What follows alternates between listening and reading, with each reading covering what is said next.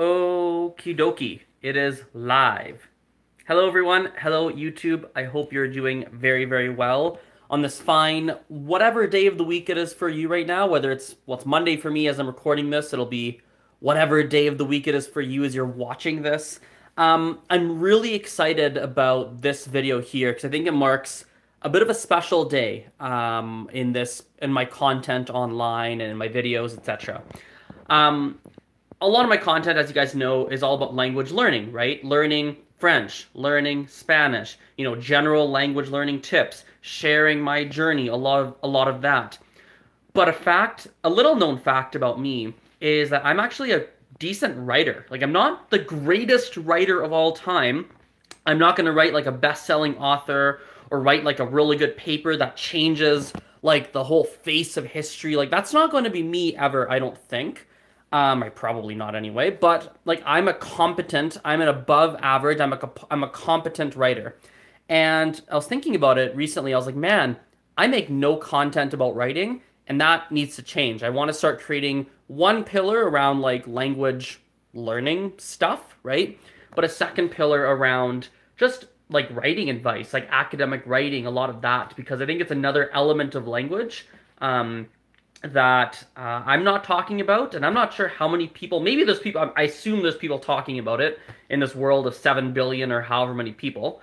But I want to start talking about it as well because my story with writing is, it's a different one. It's a little bit interesting. So when I was a kid, I was a poor writer. I was very, very bad at writing. I have this very vivid memory. I talked about it on my podcast yesterday, or rather this morning. But I have this very vivid memory. I don't know exactly how old, but I was a child, and we used to get these spelling tests. And when we had these spelling tests, I remember we had this one time where they asked us to spell the word wall, like the wall of a house, and I spelled it WOL.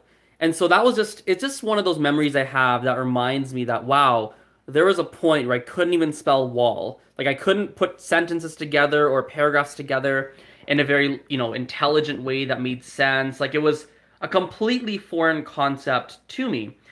And what's interesting is that when I think about it, I actually think there's a lot of people who are in a similar situation as me. Whether it's you struggled with writing in school, or you struggle with writing currently in your life in general, school or whatever it is, or whether it be that maybe you didn't fully struggle with it and you kind of got by and you got okay marks with writing in school and whatnot, but you never really actually got to be a strong writer, and it's not even something you've put a lot of thought into.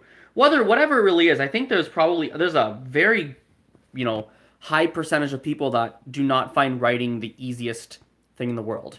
And there's so much value in being able to be a strong writer, whether it's an academic writer, whether it's understanding, even if it's understanding writing on like social networks, like what kind of writing makes sense on Twitter versus what makes sense on a Facebook, or what makes sense on a Medium blog post, what makes sense in an email newsletter, what makes sense in an academic world for essays. Like I think there's a lot of different mediums nowadays, and there's different writing things that matter in all of them.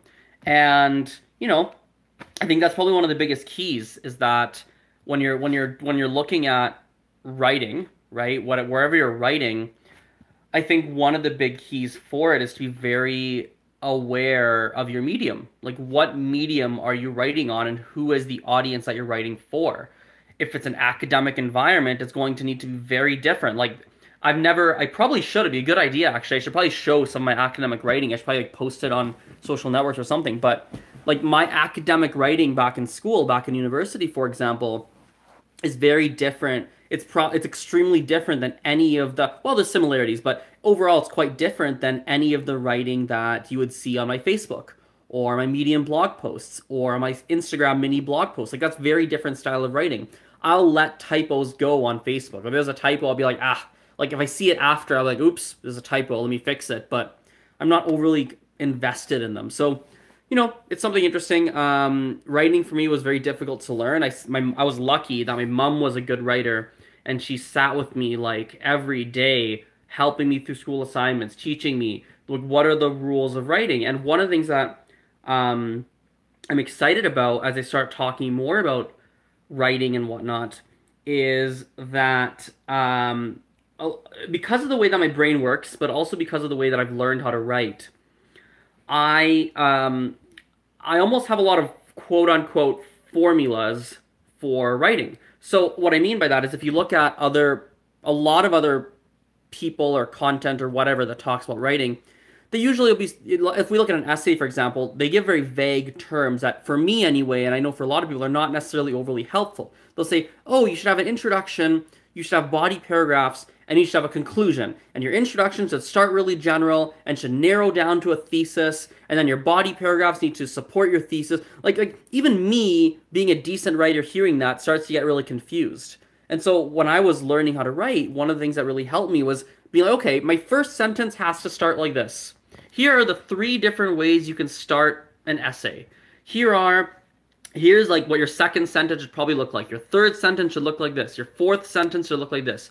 Your thesis statement should start this way and look at this structure. Then you have your first body paragraph. It should probably start like this. If you use that sentence for your thesis, your first body paragraph should start like this. Your first and second body paragraphs, a general rule you can follow, like should be in a different thread than your third one. Your third one should feel like a change of pace, like a slow pace, like a slow ball, like something, a curveball, something a little bit different. Like I've got a lot of stuff in my brain, right? A lot of it for academic writing, a lot of it for non-academic, and the difference with my writing compared to my language learning is that in language learning, I've never fully struggled with it. It's never been something, I mean, I have struggled in some respects, but it is something that comes, there's a certain part of my brain that picks up a lot of elements of language learning quite naturally. I've grown up with a lot of languages. I have a good ear for language and pronunciation. Like, I have a lot of tools and strategies, and yes, it's difficult, but it's not, I never really, quote unquote, really struggled or like felt emotionally turmoiled because of it. Writing's very different for me. I used to be very poor at it. It was difficult. And so I think I can share a perspective. I can share a lot of perspectives on it that give a different layer than perhaps my language learning content. So pretty excited about it. I think the last note I'll end off on is my favorite, or one of the big things about being able to write well. And let's say write well. Actually, yeah, in general, write well. If you can write clearly in a way that makes sense and well in an organized, structured way, one of my favorite things about it is it can impact, I should say, just how you present speech in general. Like my way to present, my way of speaking and presenting arguments and being like, hey, I believe this, here's why I believe it, and really giving that convincing argument and doing it clearly, concisely, etc. A lot of those concepts stem from being able to be a good writer, which is interesting. So it's cool that, for me anyway, I think when you develop some of those core writing skills, I think it can really bleed into how you present yourself in speaking too, which I'm just really excited by. So it's a big day today. I'm excited. That's kind of my writing story. Probably a good way to start off this kind of content. And yeah, you guys can expect to see more of this kind of stuff in the future. So see you guys later. Thanks for watching my stuff, and we'll talk next time. Bye for now.